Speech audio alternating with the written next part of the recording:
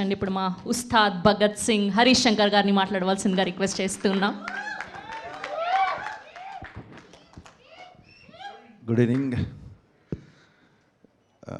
కళ్యాణ్ గారితో సినిమా చేస్తే నా అదృష్టం ఏంటంటే మనం ఏ సినిమాకి వెళ్ళా మన సినిమా ప్రమోషన్ జరిగిపోతుంటుంది అక్కడ.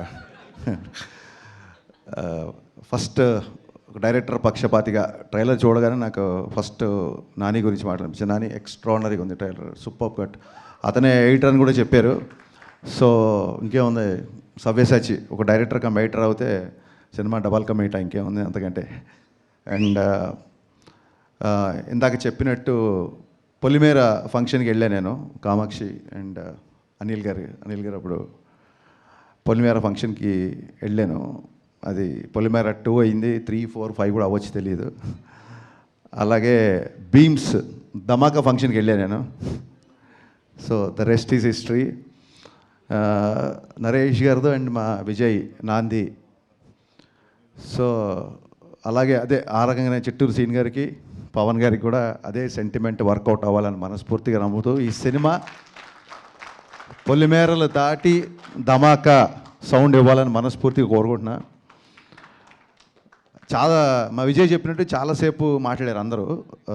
డైరెక్టర్ గారు ఆఫ్కోర్స్ ఫస్ట్ సినిమా ఎమోషన్, ఆయన కామాక్షి గారు చాలాసేపు మాట్లాడారు, అలాగే మా డైరెక్టర్ గారు. నా ఆశ్చర్యం ఏంటంటే వీళ్ళందరూ కలిసి 2 గంటల సినిమా ఎలా తీశారని. So that is going to be the biggest surprise అని నా feeling. I'm waiting for that surprise. And Ramesh Reddy garu ఎక్స్ట్రాడినరీగా ఉందండి మీ విజువల్స్, సూపర్. అండ్ మీరు చాలా ఫాస్ట్ అని చెప్పారు Naresh garu. That is the need of an hour actually. So మీ ఇద్దరి గురించి మాట్లాడాలి, బట్ మీ ఇద్దరి గురించి అందరి గురించి మీరే మాట్లాడారు. మళ్ళీ మీ ఇద్దరి గురించి నేను మాట్లాడే వెంటనే హర్ష అండ్ జీవన్. చాలా టైం అయిపోయింది యాక్చువల్గా. చిట్టూరు సీన్ గారి గురించి చాలా మాట్లాడాలి నేను. మేబీ సక్సెస్ మీట్కి మళ్ళీ అప్పుడు ఆయన గురించి చెప్తాను నేను, చిట్టూరు సీన్ గారి గురించి డెఫినెట్గా. నరేష్ గారి గురించి ఖచ్చితంగా మాట్లాడాలి. నేను ఈవీ గారి సినిమాలు చూసిన తర్వాతే నేను సినిమా రైటర్ అవ్వాలనుకున్నాను. అక్కడి నుంచి నా జర్నీ స్టార్ట్ అయింది. సో పరోక్షంగా నా సినిమాల్లో ఏమాత్రం ఎంటర్టైన్మెంట్ బాగుంటుందన్నా, పాటలు బాగుంటాయన్నా, ఇంకేమన్నా సినిమాల్లో నచ్చే విషయాలు ఉంటే మట్టుకు వాటి మీద నాకు ఈవీ గారి యొక్క స్ట్రాంగ్ ఇన్ఫ్లుయెన్స్ నా మీద ఉందండి. ఆయనతో డైరెక్టర్ అయ్యాక కలిసే నేను ఒకసారి, బట్ ఆయనతో ఎక్కువ టైం ఎప్పుడు స్పెండ్ చేయలేదు. ఆ రిగ్రెట్ ఎప్పుడు ఉంటుంది నాకు. సో నరేష్ గారి ఫంక్షన్కి నాకు ఎప్పుడైనా ఇన్విటేషన్ వచ్చిందంటే నేను ఇంకా సెకండ్ థాట్ కూడా ఉండదు నాకు, ఇమ్మీడియట్గా నేను వచ్చేస్తాను అంటాను. ఎందుకంటే నేను డాడీతో ఎక్కువ టైం స్పెండ్ చేయలేకపోయాను. At least I have that privilege now. Naresh గారితో నాకు ఆ టైం స్పెండ్ చేసే అవకాశం ఉంటుంది ఫీల్ అవుతాను. నాకు ఆయన అంటే అంత ఇష్టం. అంటే ఈవీ గారి యొక్క స్ట్రాంగ్ ఇన్ఫ్లుయెన్స్ నా మీద ఉంటుంది. జస్ట్ బికాస్ ఆఫ్ ఆయన వల్లే నేను, because of him I'm here అని నేను చాలాసార్లు చెప్పాను.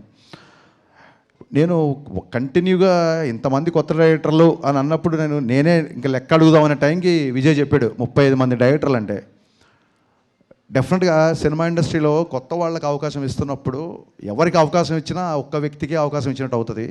బట్ ఒక డైరెక్టర్కి అవకాశం ఇస్తే ఆ డైరెక్టర్ వలన ఒక 200-300 టెక్నీషియన్లు, ఒక 6 నెలలు, ఆ తర్వాత ఒక కొత్త లిరిసిస్టులు, అబ్బాయిలాగా ఒక కొత్త లిరిసిస్ట్ వచ్చినట్టు, కొత్త కొరియోగ్రాఫర్ వచ్చినట్టు. సో ఇండైరెక్ట్లీ ఒక డైరెక్టర్కి అవకాశం ఇస్తే ఎంతోమందికి ఇండైరెక్ట్గా అవకాశం ఇచ్చినట్టు. సో మీరే లెక్కేసుకోండి, 35 ఇంటూ కొన్ని వందల మందికి మీరు ఒక అవకాశం ఇచ్చారు sir. It's not a joke, it's a great thing నాకు తెలిసి. అండ్ ఇందాక విజయ్ చెప్పినట్టు ఆయన అసలు చెయ్యని జోనర్ లేదు. అసలు నాంది అవ్వచ్చు, గమ్యం అవ్వచ్చు, వెనకాలకి వెళ్తే వేదం అవ్వచ్చు. ఇంకోటి సినిమా విశాఖ ఎక్స్ప్రెస్ నాకు చాలా ఇష్టం, హిచ్కాక్ గారి నవల్ బేస్ మీద చేసిన సినిమా. అసలు ఆయన ఫస్ట్ సినిమా అల్లరి కాబట్టి ఆయన అల్లరి నరేష్ అంటున్నాడు తప్ప ఆయన అన్ని జోనర్లు టచ్ చేశారు. ఏ డైరెక్టర్ స్క్రిప్ట్తో వెళ్ళినా రెడీగా ఉంటారు కాబట్టి ఆయన అల్లరి నరేష్ కాదు, అందరి నరేష్. యాక్చువల్గా ఇక్కడి నుంచి మనం టైటిల్ మార్చేద్దాం సీరియస్లీ. ఎందుకంటే నాకు ఎంత ప్రౌడ్ ఫీలింగ్ వచ్చిందంటే రాగానే జనరల్గా నా ఆడియో ఫంక్షన్స్, నా రిలీజ్ ఈవెంట్లు జరిగినప్పుడు మా విజయ్ ఆ ఏవీలు చూసుకోవడం, ప్రోమోలు కట్ చేసి నాకు చూపించడం, మిగతాయి చేయడం, ఈ పనులలో ఉండేవాడు. నేను టక్కన రాగానే నా పక్కన నా ఆడియో ఫంక్షన్లు చూసిన విజయ్ నా పక్కన డైరెక్టర్గా కూర్చోబెట్టాడు. నరేష్ గారు మనస్ఫూర్తి ఇంకోసారి నేను థ్యాంక్స్ చెప్తానండి విజయ్ డైరెక్టర్ చేసినందుకు. నాకు ఫస్ట్ సినిమా అప్పుడు కూడా అంత టెన్షన్ క్రియేట్ అయింది నాకు. ఆ రోజు నాంది రిలీజ్ అవుతున్నప్పుడు విజయ్ గారు హిట్ కొట్టాలని. సో ఇలాంటి ఎందరో మందిని, ఇంతమందిని మీరు తీసుకురావడం అనేది ఇట్స్ యూఆర్ ట్రూలీ బ్లెస్డ్ అండి. వీరందరి బ్లెస్సింగ్స్ మీకు ఎప్పుడు ఉంటాయని మనస్ఫూర్తిగా కోరుకుంటున్నాను. చాలామంది డాక్టర్ అవ్వాలనుకొని యాక్టర్ అవ్వాలంటారు, బట్ డాక్టర్లు అయిన తర్వాత కూడా వీళ్ళు ఆయన యాక్టర్ అవ్వడం, ఆయన డైరెక్టర్ అవ్వడం, I mean it's quite surprising. I truly understand what you guys said. I mean మీకున్న సినిమా మీద ఉన్న ప్యాషన్, మీకు సినిమా మీద ఉన్న కసి, అదంతా మీ ఎమోషన్లో నాకు అర్థమైంది. ఒక బుల్లెట్ ట్రైన్ లాగా దూసుకుపోతున్న బీమ్స్, ఒక బుల్లెట్ ట్రైన్లా దూసుకుపోతున్న బీమ్స్ ఈ రైల్వే కాలనీ దగ్గర ఆగి ఇక్కడ మీ అందరితో ట్రావెల్ చేసి దీనికి ఒక అద్భుతమైన మ్యూజిక్, మంచి పాటలు, మంచి బ్యాక్గ్రౌండ్ స్కోర్ ఇచ్చారని చెప్తున్నారు. ఒక డైరెక్టర్ ఎగ్జైట్ అవ్వకపోతే, ఒక రచయిత ఎగ్జైట్ అవ్వకపోతే అంతసేపు మాట్లాడండి బ్యాక్గ్రౌండ్ స్కోర్ గురించి. I'm truly looking forward for this film. ఇకపోతే నేను నా ఐబొమ్మ ఇన్సిడెంట్ తర్వాత ఫస్ట్ టైం నేను మీడియాని చూస్తున్నాను కాబట్టి ఖచ్చితంగా మనందరం సినిమా ఇండస్ట్రీ తరఫున చెప్పుకోవాలి.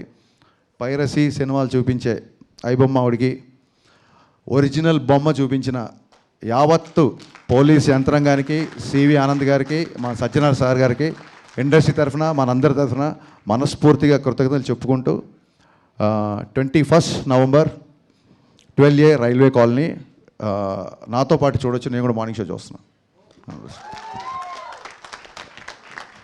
Thank you sir, thank you so much. అక్కడ ప్రామిస్ చేశారు కదా అప్డేట్ ఇస్తానని చెప్పి, ప్లీజ్. ఇక్కడ చదివా నేను, మనుషులు ఎందుకు నోరు జారుతారు అంటే నాలిక తడిగా ఉంటుంది కాబట్టి అంట. జోక్. సో రాగానే జీవన్ క్వశ్చన్ తప్పించుకుందామని ఇస్తానులే అప్డేట్ అన్నాను. నేను మర్చిపోలేదు, బట్ మర్చిపోదాం అనుకున్నాను, బట్ వాళ్ళు మర్చిపోలేదు. యా, ఉస్తాద్ భగత్ సింగ్ సాంగ్ డిసెంబర్లో ఉంటుంది. సాంగ్ డిసెంబర్లో రిలీజ్ చేస్తున్నాం. డేట్ అనేది కన్ఫర్మ్ చేసి చెప్తాను.